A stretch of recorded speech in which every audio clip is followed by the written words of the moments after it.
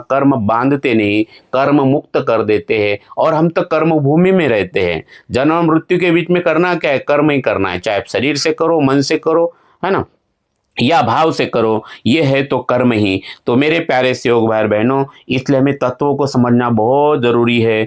4 तत्व, है ना।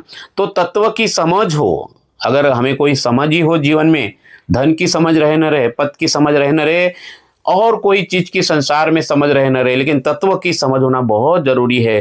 तत्वों की समझ हो, शब्दों का सम्मान हो, हमें सत्य मर्यादा प्रेम का बहुत सम्मान करना है, इसे हमारा जीवन बनाना है। क्योंकि भगवत गुण ये हमारे मूल केंद्र है, सत्य मर्यादा प्रेम, है ना। तो केंद्र को पकड़ना बहुत जरूरी है। तत्वों की समझ हो, शब्दों का सम्मान हो, नियमों में बंधा जिसका सारा अरमान हो, तत्व शब्द और नियम। मौत भी आए तो लगे एक मधुर विश्राम। मौत भी आए, किसी भी पल आ जाए, बाबा कहते हैं कि आज मरे या कल मरे, हमने औरों को शांति दिया बोले तो भगवान हमें शांति देगा।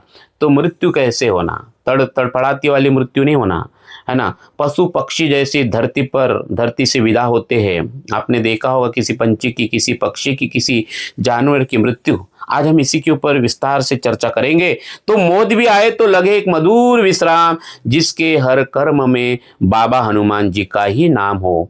तो मेरे प्यारे से योग भाई बहनों, आज हम जानेंगे इस वीडियो में कि कैसे एक पक्षी की तरह सहज विदा हुआ हम इस धरती से जा सकते हैं, और कैसे हम कर्मों के बोझ को उतार कर उस अपूर्व शांति के अधिकारी बन सकते हैं, जिसकी सीख महान त्यागी बाबा जुमदेव जी ने हमें दी है।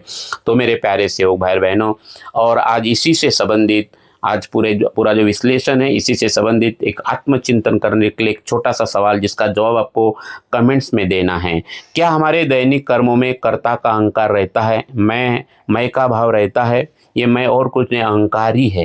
ये थोड़ा सा आत्मचिंतन करना है, क्योंकि हमारे कर्म ही हमें बंधन में डालते हैं, हमारे कर्म ही हमारे पीछे दौड़ते हैं। और कोई शैतान भूत पलित नहीं है, बाबा कहते हैं, लेकिन ये कर्म ही हमारे पीछे दौड़ते हैं। और इसलिए बाबा ने कर्म बंधन से मुक्त होने के लिए हमारी प्रार्थना की पहली लाइन है भगवत प्राप्ति के लिए और निष्काम कर्मयोग साधने के लिए, है ना। तो यही वो छोटा सा सवाल आपके लिए, हमारे दैनिक कर्मों में क्या हमें कर्मा का अहंकार है, या हम वास्तव में बाबा ने बताए हुए मार्ग पर चलते हुए खुद को केवल निमित्त मात्र, सिर्फ माध्यम मानकर काम कर रहे हैं? थोड़ा सा रुक जाइए, इसका चिंतन करिए, कुछ सेकंड के लिए इसका चिंतन करिए। हर दिन करिए, सुबह निकलते समय कि मुझे ऐसा जीना है, और रात को हमें आत्मचिंतन करना है प्रार्थना होने के बाद, क्या सही में मैं निमित्त मात्र होकर आज का काम किया हूँ। तो मेरे प्यारे से योग भाई बहनों, आइए